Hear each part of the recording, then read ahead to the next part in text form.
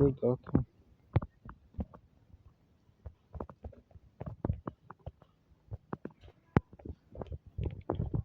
Ayağını sıralı edirlər. O operatoru artist eləyirlər.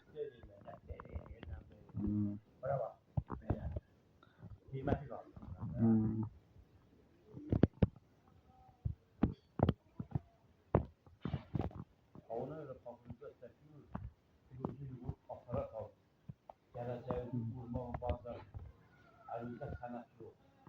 Bəhbuz uşaq vaxtından təcrübə oldu. Yani o meyilli olur elə ki yani. Oxusa gedir, bir aparatı olur, şəkil çıxardı. Geldi hərbində işləyirdi. Orada bir uşağı vurdu. Verdilər məhkəməyə bunu çıxarttılar işdən. İşdən çıxarttılar. Ne edeyim, ne varım? Başladı seçti. Başladı şəkil çəkməyə. Studiya yarattı. Həm nə elədi? Ağırlı oldu. Dədəsi də dəstək oldu. Özünün də ağırlı oldu. Gəldi buraya. Bu stadionu aldı orada. İş kurdu özünə.